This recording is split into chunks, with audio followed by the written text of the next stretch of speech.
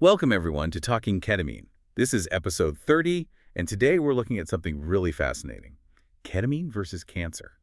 It's a topic that sounds almost unexpected, doesn't it? Ketamine and cancer. Absolutely. We're going to explore ketamine's potential role in fighting cancer. And we know cancer is just a huge global challenge. I mean, the numbers are staggering. They really are. GloboCan figures from 2020 showed something like, 19 million new cases? Yeah, 19.1 million new cases and nearly 10 million deaths Yeah. worldwide. Mm. And they're projecting that could jump to 24 million new cases by 2035. It's overwhelming. So finding any new angles, any new potential treatments or ways to prevent progression is just crucial. And a big part of that challenge, maybe the biggest, is metastasis, when the cancer spreads. Right, that accounts for the vast majority of deaths, doesn't it? Up to 90%, yeah. So even when surgery is successful initially, stopping that spread, preventing recurrence, that's the ongoing battle for the whole medical team. Which brings us to today's focus. Here on Talking Ketamine, we usually look closely at one specific piece of recent research. And today is no different. Exactly. We're zeroing in on a study called Perioperative Ketamine and Cancer Recurrence. And it kind of pulls together threads from other areas we've discussed about ketamine, but puts them in this surprising context of cancer biology. So our aim today is really to, break down this study for you, our listener. What are the key takeaways? What could this actually mean for how we approach cancer in the future? Yeah, looking beyond just the abstract to the potential implications. Because when you hear about ketamine, a drug we've talked about for pain, for mental health, suddenly showing up in cancer research, well, it definitely grabs your attention, right? It does, especially given the scale of the cancer problem we just talked about. Preventing recurrence is such a critical frontier. We need all the help we can get. So what's the angle here? Is it acting like chemotherapy? Well, that's what's so interesting. Now, it's not a traditional chemo drug. The potential link seems to come from ketamine's other known effects, particularly on inflammation and the immune system. Okay, inflammation. We hear that word a lot in relation to health and disease. And rightly so. Inflammation is fundamental, but the link with cancer is becoming increasingly clear. Right, so let's unpack that. The research seems to strongly point towards ketamine having an anti-inflammatory effect. Why is that so important when we're talking about cancer? It's hugely significant. Okay, so inflammation is normally good, right? It's your body healing, fighting infection.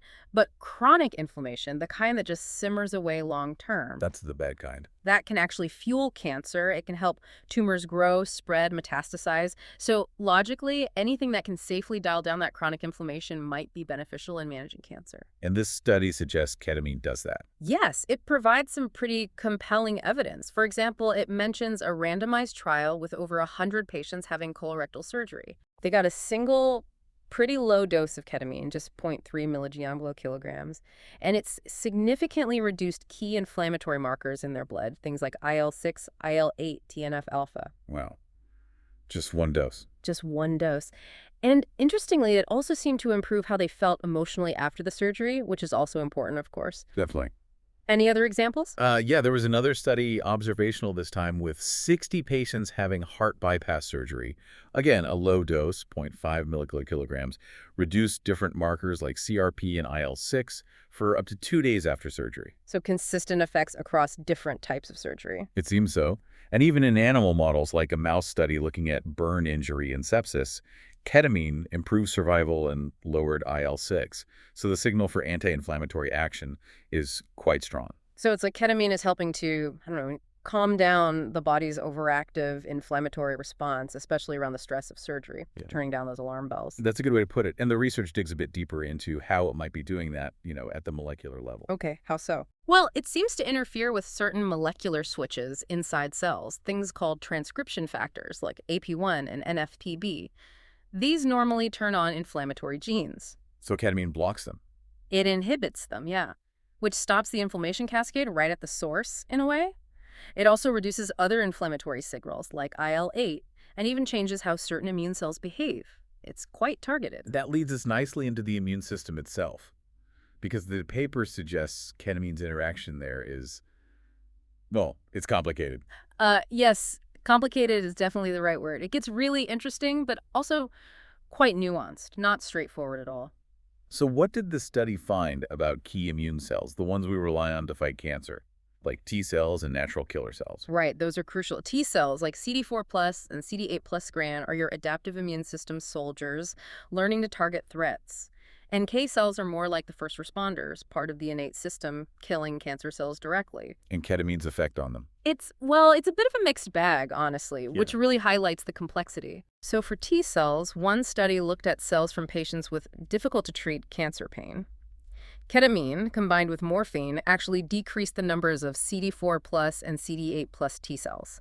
And it reduced some of their signaling molecules, too. That sounds potentially not good if you want T cells active against cancer. Potentially.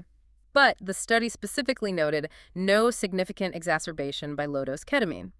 So it suggests that maybe at lower doses, the negative impact isn't severe, at least in that specific context. It's not a definitive bad. Okay. What about the NK cells, the natural killers? This is where it gets even more confusing, almost contradictory. There's one mouse study, an in vivo study, where ketamine was linked to a reduction in lung metastases. Tumor metastases. That sounds very positive. It does, a really significant finding, suggesting a clear anti-cancer effect in that model, even though the actual NK cell activity measured was kind of variable, similar to the controls. I sense a but coming. But yes. The paper also cites another study warning that ketamine, along with some other anesthetics, might actually suppress NK cell activity and potentially promote tumor metastasis. Wait, what? So one study shows fewer metastases. Another warns it could promote them by suppressing NK cells.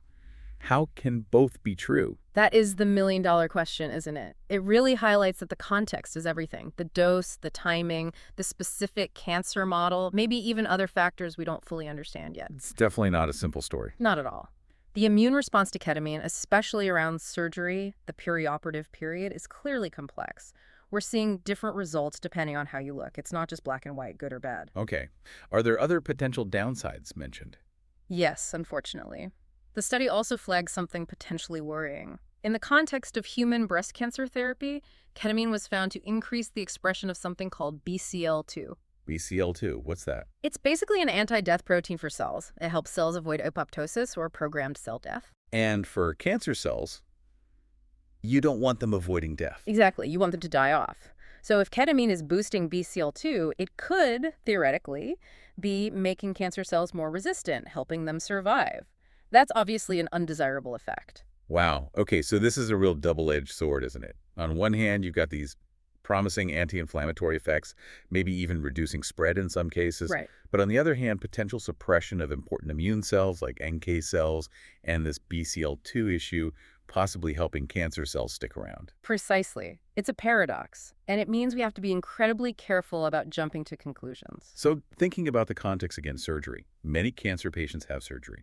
What does all this mean for using ketamine around that time? That's the critical focus. Understanding this immunomodulatory effect, as the paper calls it, during that perioperative window is vital. The study really stresses that we need to figure out the real-world clinical implications of any immune changes, good or bad, especially for cancer surgeries where the immune system needs to be vigilant against any leftover cells. So for you listening, maybe you or someone you know is facing cancer surgery. What's the main message here? Is this something to ask about?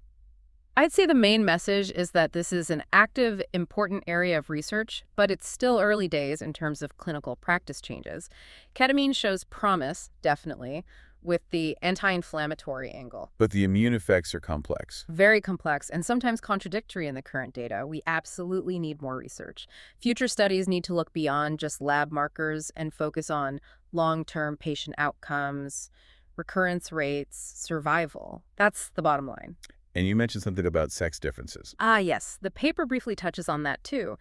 Emerging research suggests ketamine might affect the immune system differently in males and females, which adds, you guessed it, another layer of complexity. So personalization might be key down the road. Absolutely. It points towards needing a very tailored approach if ketamine is to be used effectively and safely in this context.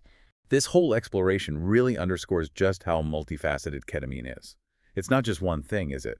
And science keeps finding new angles. It really does. We've seen these hints of benefit the inflammation control, that mouse study showing fewer metastases, which are genuinely exciting. But we also have to be honest about the nuances, the potential downsides regarding immune cells and BCL2.